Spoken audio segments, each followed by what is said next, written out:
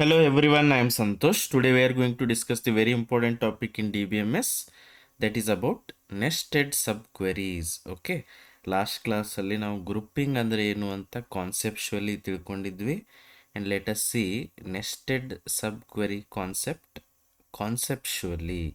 ಅಂದರೆ ನಾನು ಇಲ್ಲಿ ಪ್ರಾಕ್ಟಿಕಲ್ ಪಾರ್ಟ್ ಡಿಸ್ಕಸ್ ಮಾಡ್ತಾ ಇಲ್ಲ.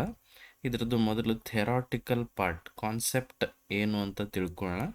ಪ್ರಾಕ್ಟಿಕಲ್ ಪಾರ್ಟನ್ನು ನಾವು ಯಾವಾಗ SQL ಕ್ಲಾಸಸ್ ಸ್ಟಾರ್ಟ್ ಮಾಡ್ತೀವೋ ಆವಾಗ ಅದನ್ನು ಪ್ರಾಕ್ಟಿಕಲ್ ಪಾರ್ಟನ್ನು ಅರ್ಥ ಮಾಡ್ಕೊಳ್ಳೋಣ. ಮೊದಲು ನಮಗೆ ಥೆರಾಟಿಕಲಿ ಕಾನ್ಸೆಪ್ಚುಯಲಿ ಇದು ಏನು ಅಂತ ಗೊತ್ತಿದ್ರೆ ಮಾತ್ರ you can make it practically. That's why. Okay, let us start. See, ಯಾವಾಗಲೂ sometimes one query depends on the result of another's query.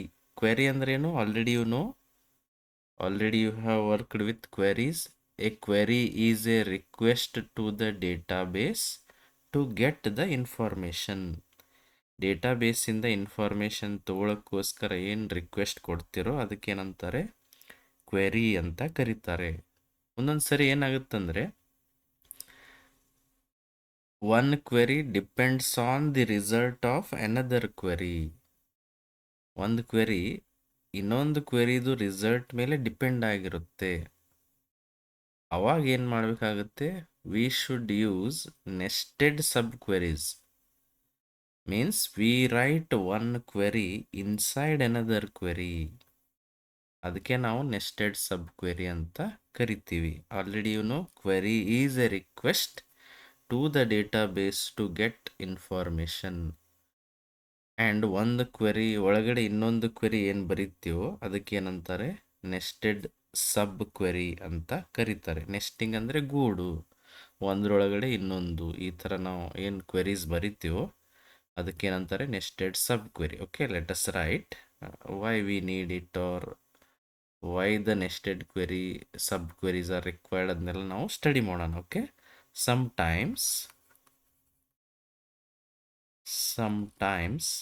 one query depends on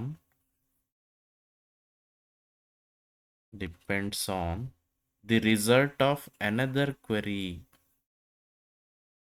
The result of another query. However, definitely we should write one query inside another query. In such cases,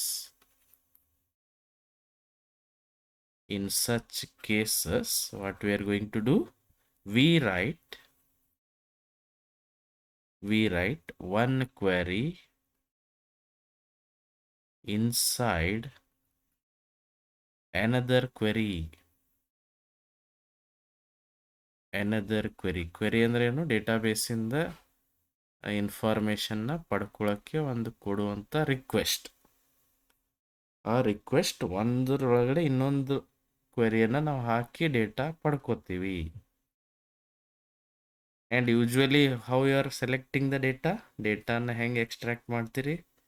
with the help of select query. Okay, a nested sub query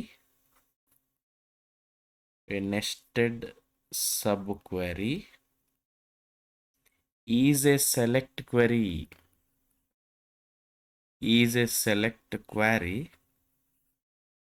written inside another select query. ಅಂದರೆ ಒಂದು select ಕ್ವೆರಿಯನ್ನು ಇನ್ನೊಂದು select query ಒಳಗಡೆ ಬರೆದ್ವಿ ಅಂದರೆ that is called nested sub query. And ಇಲ್ಲಿ ಏನು important thing ಏನೆಂದರೆ the inner query executes first. ಒಳಗಡೆ query ಇರುತ್ತಲ್ಲ ಅದು ಫಸ್ಟ್ ಎಕ್ಸಿಕ್ಯೂಟ್ ಆಗುತ್ತೆ, ಆಮೇಲೆ ಔಟರ್ ಕ್ವೆರಿ ಆ ಇನ್ನರ್ ಕ್ವೆರಿಯಿಂದ ಬಂದಿರೋ ರಿಸಲ್ಟನ್ನು ಯೂಸ್ ಮಾಡಿಕೊಂಡು ಅದು ಎಕ್ಸಿಕ್ಯೂಟ್ ಆಗುತ್ತೆ. ಇದನ್ನ ನಾವು ಮೇ ಬಿ ಪ್ರಾಕ್ಟಿಕಲ್ ಪಾರ್ಟಲ್ಲಿ ತಿಳ್ಕೊಳ್ಳೋಣ. ಓಕೆ, ಮೊದಲು ಕಾನ್ಸೆಪ್ಷಲ್ ಅರ್ಥ ಮಾಡ್ಕೋಣ. Okay, the inner query executes first. The inner query, very important point ಇದು, ಎಕ್ಸಿಕ್ಯೂಟ್ಸ್ ಫಸ್ಟ್. ಒಳಗಡೆ ಕ್ವೆರಿ ಮೊದಲು ಎಕ್ಸಿಕ್ಯೂಟ್ ಆಗುತ್ತೆ. ಆ್ಯಂಡ್ ಇಟ್ಸ್ ರಿಸಲ್ಟ್, ಏನು ಇನ್ನರ್ ಕ್ವೆರಿ ಫಸ್ಟ್ ಎಕ್ಸಿಕ್ಯೂಟ್ ಆಗುತ್ತೋ ಅದರದ್ದು ರಿಸಲ್ಟನ್ನು ಔಟರ್ ಕ್ವೆರಿ ಯೂಸ್ ಮಾಡುತ್ತೆ.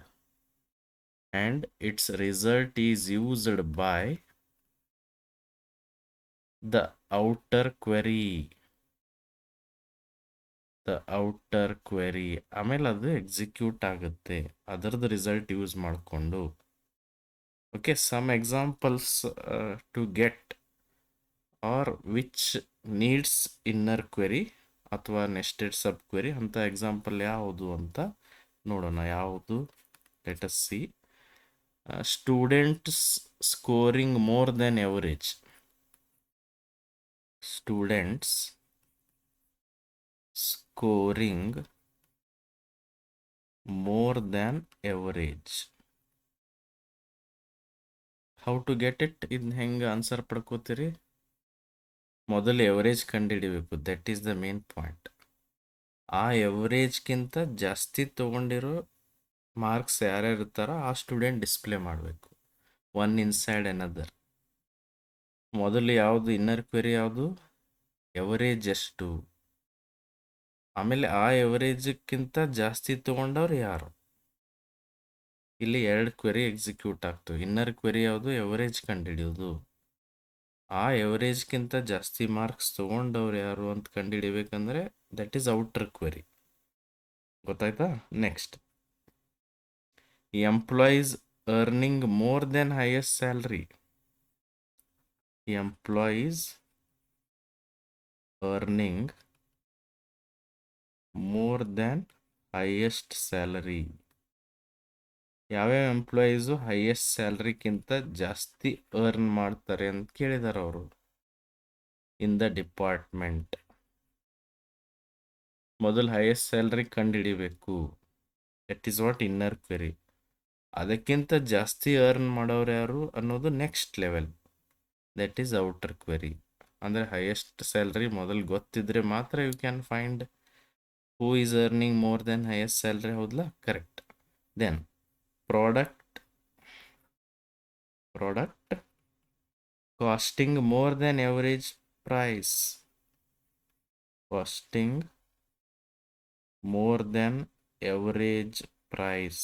ಎವರೇಜ್ ಪ್ರೈಸ್ಗಿಂತಲೂ ಜಾಸ್ತಿ ಕಾಸ್ಟ್ ಇರುವಂಥ ಪ್ರಾಡಕ್ಟ್ ಯಾವುದು? ಮೊದಲು ಎವರೇಜ್ ಪ್ರೈಸ್ ಕಂಡುಹಿಡಿಬೇಕಲ್ಲ, ಅದಾದಮೇಲೆ ಅದಕ್ಕಿಂತ ಜಾಸ್ತಿ ಕಾಸ್ಟ್ ಇರೋ ಪ್ರಾಡಕ್ಟ್ ಯಾವುದಂತ ನೀವು ಹೇಳ್ಬೋದು.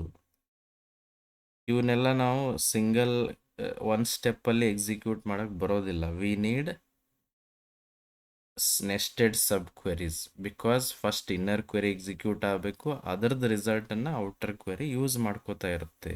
ಓಕೆ, ಈ ಎಲ್ಲ ಕ್ವಶನ್ಸ್ಗೆ ಈ ಥರ ಇರೋ ಏನು ಕ್ವಶನ್ಸ್ ಇರ್ತಾವೆ, these questions cannot be answered, can't be answered in one step. ಒಂದೇ ಸ್ಟೆಪ್ಪಲ್ಲಿ ಆನ್ಸರ್ ಮಾಡೋಕ್ಕೆ ಬರೋದಿಲ್ಲ.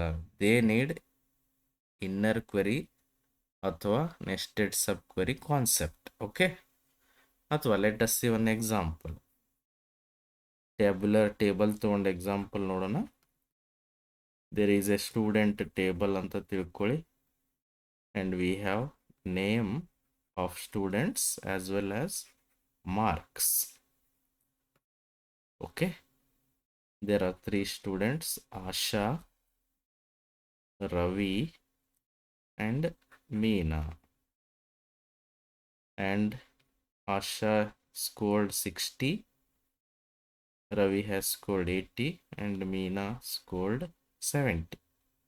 ಈಗ ನಮಗೇನು ಕ್ವಶನ್ ಇದೆ, ಏನು ರಿಸಲ್ಟ್ ಬೇಕಾಗಿದೆ ಅಂದರೆ ಫೈಂಡ್ ದಿ ಸ್ಟೂಡೆಂಟ್ಸ್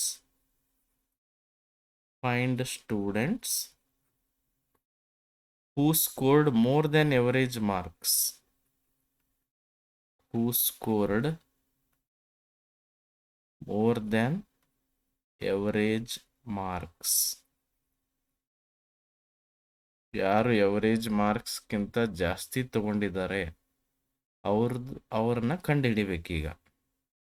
ಹಂಗಂದ್ರೆ ಫಸ್ಟ್ ಕ್ವೆರಿ ಯಾವ್ದು ಎಕ್ಸಿಕ್ಯೂಟ್ ಆಗುತ್ತೆ ಹೇಳ್ರಿ? ಮೊದಲು ನೀವು ಎವರೇಜ್ ಮಾರ್ಕ್ಸ್ ಏನು ಅಂತ ಕಂಡುಹಿಡಿಬೇಕು. ಆಮೇಲೆ ಈ ಎವರೇಜ್ ಮಾರ್ಕ್ಸ್ಗಿಂತ ಜಾಸ್ತಿ ಯಾರು ಸ್ಕೋರ್ ಮಾಡಿದಾರೋ ಅವ್ರು ಯಾರು ಅಂತ ಕಂಡುಹಿಡಿಬೇಕು. Okay, step 1 is how you are finding. See, first inner query execute ಮಾಡ್ಬೇಕು ನಾವು. ಅಂದರೆ ಫಸ್ಟ್ ಏನು ಬೇಕು ನಮಗೆ, ಫೈಂಡ್ ದಿ ಎವರೇಜ್.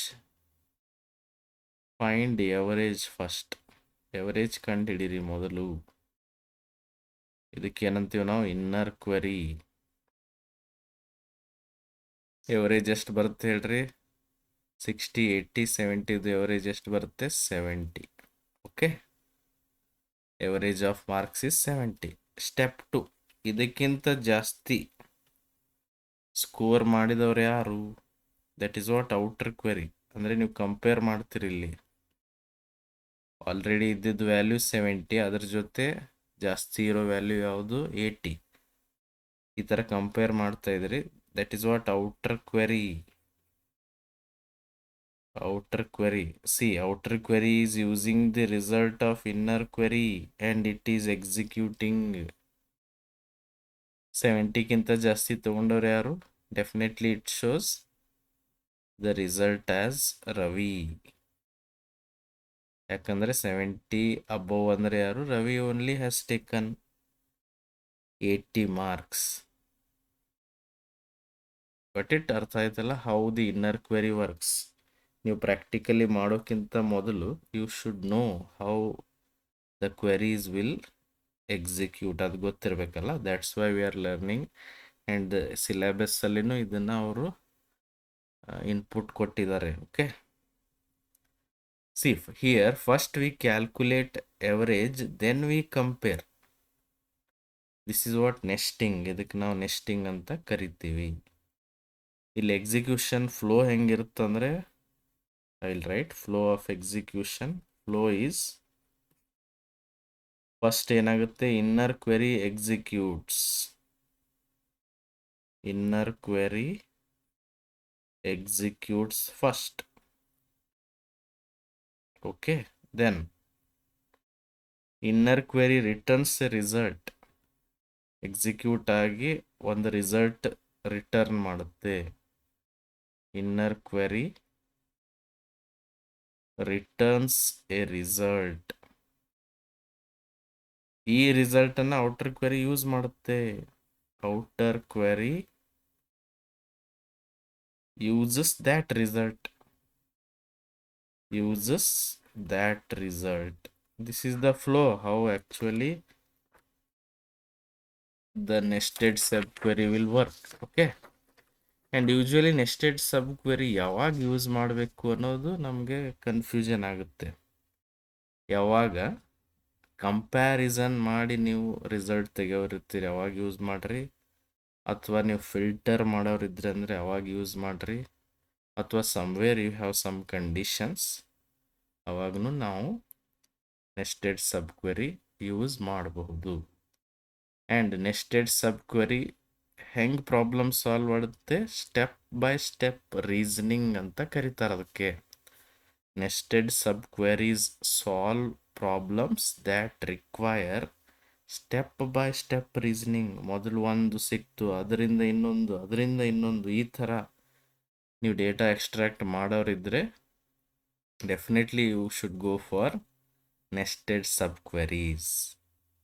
ಯೂಶ್ವಲಿ ಯಾವ ಪ್ಲೇಸಲ್ಲಿ ನಾವು ಯೂಸ್ ಮಾಡ್ತೀವಿ ಅಥವಾ ಯಾವ ಟೈಮಲ್ಲಿ ಯೂಸ್ ಮಾಡ್ತೀವಿ ಅಂದರೆ, while there is a condition, in condition, or in comparison ಇದ್ದರೆ ಅವಾಗ ಯೂಸ್ ಮಾಡ್ಕೋತೀವಿ. And in filtration, data filter ಮಾಡೋರಿದ್ರೆ ಅಂದರೆ ಅವಾಗೂ ನೀವು ಸಬ್ ಕ್ವೆರಿ ಯೂಸ್ ಮಾಡ್ಕೋತೀರಿ. Very important point it is. ಯಾಕಂದರೆ ಒಂದೊಂದು ಕ್ವೆರಿಗೆ ನಾವು ಸಬ್ ಕ್ವೆರಿ ಯೂಸ್ ಮಾಡಬಾರ್ದು ಗೊತ್ತೇ ಆಗೋದಿಲ್ಲ.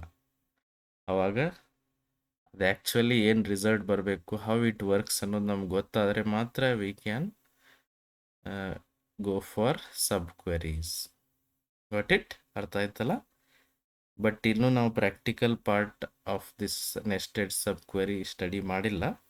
ಯಾವಾಗ ನಾವು SQL ಕ್ಲಾಸಸ್ ಸ್ಟಾರ್ಟ್ ಮಾಡ್ತೀವೋ definitely we'll go through some of the examples. Okay, if you have any questions, you can comment. And if you are new to the channel, please subscribe and share the video. Thank you.